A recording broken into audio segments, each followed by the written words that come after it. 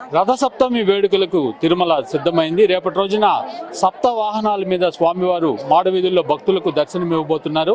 రేపటి రథసప్తమి విశిష్టతను మనతో తిరుమల తిరుపతి దేవస్థానము శ్రీవారి ఆలయ ప్రధాన అర్చకులు వేణుగోపాల్ దీక్షితులు గారు ఉన్నారు. వారిని అడిగి తెలుసుకుందాం. స్వామి, రేపు ఎటువంటి కార్యక్రమాలు జరగబోతున్నాయి? రథసప్తమిని పురస్కరించుకొని విశిష్టత ఏంటి? ఓం నమో వెంకటేశాయ. తిరుమల శ్రీవారి ఆలయంలో ఈ నెల 25వ తేదీన రథసప్తమి పర్వదినాన్ని పురస్కరించుకొని అన్ని ఏర్పాట్లు పూర్తయినాయి.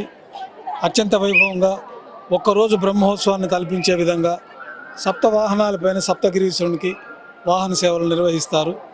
ఈ కార్యక్రమాల్లో భాగంగా ఆ రోజు సూర్య జయంతి, రథసప్తమి పర్వదినము. ఆ పర్వదినాన్ని పురస్కరించుకుని ఈ ప్రత్యేక కార్యక్రమాలు తిరుమల సాంప్రదాయంలో నిర్వహిస్తున్నారు. సూర్యుడు ఉత్తరాయణ పుణ్యకాలంలో సూర్యోదయం అవుతుంది కాబట్టి దేవతలందరికీ కూడా 6 నెలలు పగలు 6 నెలలు రాత్రిగా పంచాంగంలో మనకు తెలుపబడి ఉంది. ఆ ప్రకారంగా ఇప్పుడు ఉత్తరాయణ పుణ్యకాలం ప్రారంభమైంది.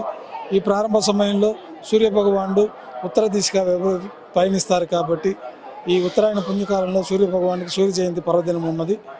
ఈ కార్యక్రమాలలో భాగంగా ఉదయం సూర్యోదయ పూర్వమే శ్రీ మలయప్ప స్వామివారికి సూర్యప్రభ వాహనం పైన వేంచేపు చేసుకోవడం, 4 తిరువీధుల ఉత్సవం జరుపుకుంటూ ఉత్తరమాడ వీధికి చేరుకొని సూర్యోదయం అయిన తర్వాత స్వామివారు బయలుదేరి వాహన మండపానికి చేరుకుంటారు. చిన్నశేష వాహనము, గరుడ వాహనము, హనుమంత వాహనము, తర్వాత చక్రస్నానాన్ని కూడా పుష్కరిణిలో నిర్వహించడం జరుగుతుంది. ఉభయ దేవతలతో శ్రీ మలయప్ప స్వామివారికి మధ్యాహ్నం పైన కల్పవృక్ష వాహనం పైన స్వామివారికి వైభవంగా ఉత్సవము, సర్వభూపాల వాహనం పైన ఉభయ దేవతలతో శ్రీ మలయప్ప స్వామివారికి తిరువీధి ఉత్సవము, చంద్రప్రభ వాహన సేవతోటి ఈ 7 వాహన సేవలు పూర్తవుతాయి. ఆ రోజు తిరుమల ఆలయంలో అన్ని ఆర్థిక సేవలు రద్దు చేయబడి ఉన్నాయి. తిరుమల తిరుపతి దేవస్థానం వారు యాత్రికులకి అన్ని ఏర్పాట్లు చేయడం జరిగింది. వారు దేవస్థానం సిబ్బంది సూచించిన విధంగా నడుచుకుంటూ స్వామివారి యొక్క వైభవాన్ని రథసప్తమి రోజున ఒకరోజు బ్రహ్మోత్సవాన్ని కల్పించే విధంగా 7 వాహనాలు ఒకే రోజు దర్శించుకునే ఏర్పాట్లు అన్నీ కూడా చేయడం జరిగింది. భక్తులందరూ తిరుమల తిరుపతి దేవస్థానం సహకరించి స్వామివారి పరిపూర్ణ అనుగ్రహాన్ని పొందాలని కోరుకుంటూ ఓం నమో వెంకటేశాయ.